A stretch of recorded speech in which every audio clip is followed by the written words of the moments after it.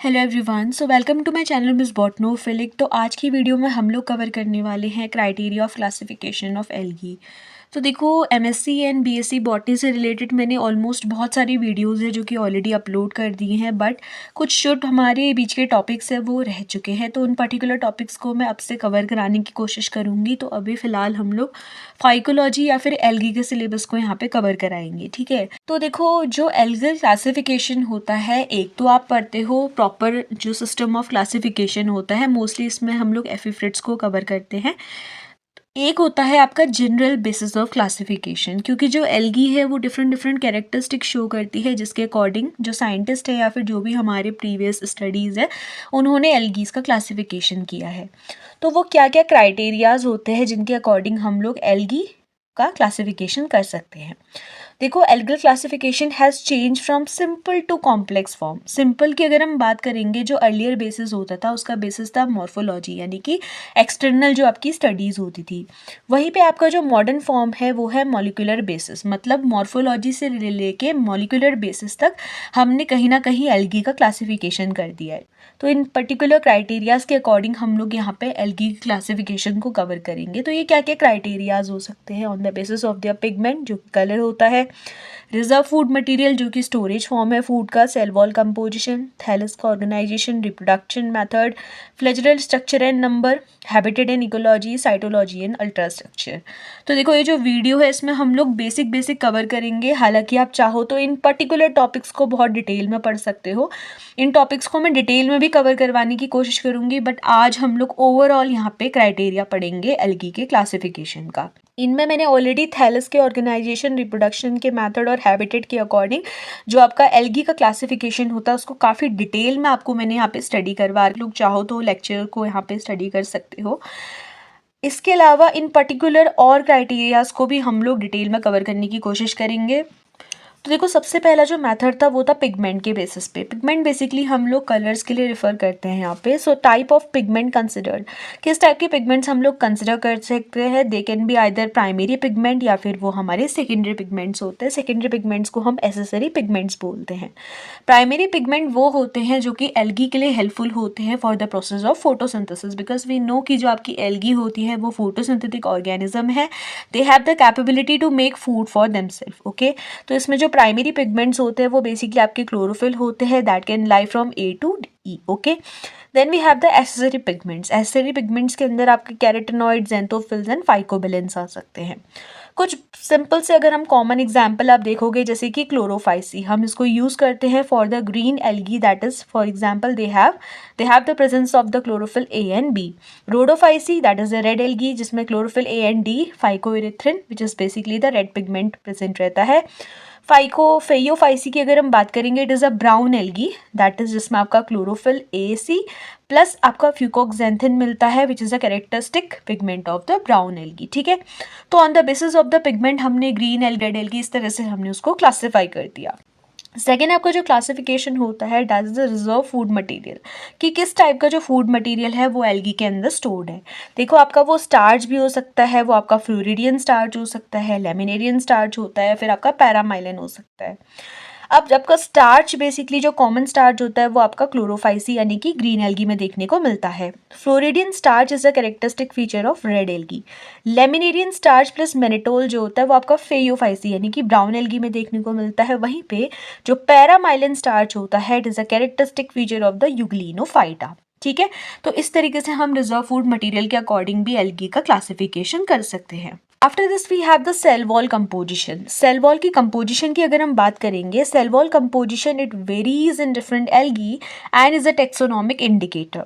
For example, अगर आप देखोगे जो सेल्यूलोज है, it is a characteristic feature of Chlorophyceae, that is a green algae.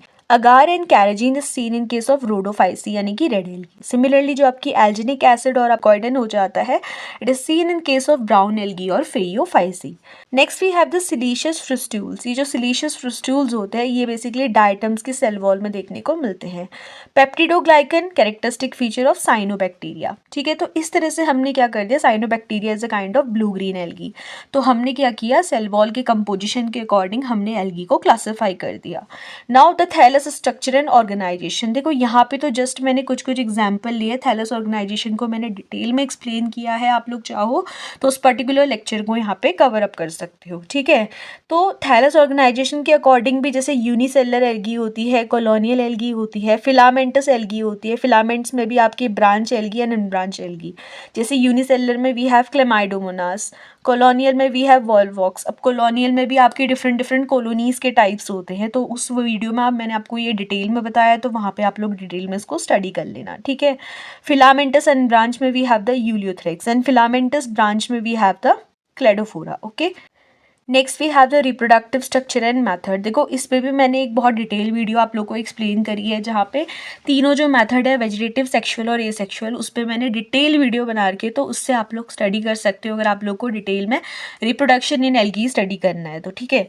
तो रिप्रोडक्शन क्या होता है, it varies greatly amongst the group. जैसे कि अगर आप टाइप्स देखोगे इसमें वेजिटेटिव, एसेक्सुअल और सेक्सुअल देखने को मिलता है।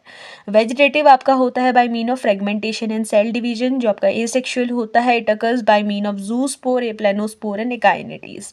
वैसे ही अगर आप देखोगे तो सेक्सुअल में भी, सेक्सुअल जो रिप्रोडक्शन होता है उसमें डिफरेंट टाइप के गैमेट्स होते हैं, आपका आइसोगैमी, एनाइसोगैमी और ऊगैमी। एनाइसोगैमी हम तब फॉलो करते हैं जब आपके अनइक्वल गैमेट्स होते हैं, आइसोगैमी बोले तो इक्वल गैमेट्स। वहीं पे जो आपका ऊगैमी होता है वो एक हायर मेथड ऑफ रिप्रोडक्शन होता है, जिसमें आपका प्रॉपर एग और स्पर्म का फॉर्मेशन होता है, ठीक है। इसी के अलावा अगर आप रिप्रोडक्टिव स्ट्रक्चर्स में देखोगे तो कुछ आपके मोटाइल होते हैं, कुछ आपके नॉन मोटाइल होते हैं, यानी कि presence and absence of the motile. Motile मतलब क्या होता है, मोबिलिटी, यानी कि मूव करने की कैपेबिलिटी। फॉर एग्जाम्पल जो आपके रोडोफाइटा होते हैं, यानी कि रोडोफाइसी रेड एल्गीज होती हैं, they lack the motile gamete, मतलब उनके जो गैमेट्स होते हैं वो कैसे होते हैं, नॉन मोटाइल या फिर नॉन मूवेबल होते हैं, okay. Now after this we have the flagellar number, types and ultra structure. जो फ्लैजेला होता है उसके अकॉर्डिंग भी यहाँ पे हम डिफ्रेंशिएट करते हैं एल्गी की कैटेगरीज में। Like flagella are the key diagnostic tool in modern classification. मैंने आपको बोला कि जो पुराना क्लासिफिकेशन था उसमें हम मॉर्फोलॉजी यूज़ करते थे, और अब जो मॉडर्न टाइप का क्लासिफिकेशन है उसमें कहीं ना कहीं हम लोग उनका जो इंटरनल स्ट्रक्चर है या फिर उनका जो मॉलिक्यूलर लेवल पे क्लासिफिकेशन होता है उस चीज़ को हम देखते हैं, ठीक है। सो फ्लैजेला जो होता है ये एक तरीके से मॉडर्न आपका क्लासिफिकेशन में आज के टाइम पे यूज़ किया जाता है। अगर इसके क्राइटेरिया को हम देखेंगे, it is the number of flagella, the insertion कि आपका एपिकल है, लेटरल है या फिर बेसल है, इसके अकॉर्डिंग हम लोग एल्गी की कैटेगरीज को यहाँ पे डिफाइन करते हैं। जैसे यहाँ पे बहुत सिंपल सा एग्जाम्पल मैंने लिया है, क्लोरोफाइटा। अगर क्लोरोफाइसी की अगर आप बात करोगे, इनमें जनरली 2 इक्वल आइसोकॉन्ट फ्लैजेला देखने को मिलते हैं। Then we have the Euglenophyta. Euglenophyta की अगर आप बात करोगे, इसमें जो फ्लैजेला होता है वो आपका रिजर्वॉयर में प्रेजेंट रहता है। हेट्रोकॉन्टोफाइटा की अगर हम बात करेंगे, इसमें टिंटल प्लस विप्लैश फ्लैजेला, दोनों टाइप के फ्लैजेला देखने को मिलते हैं।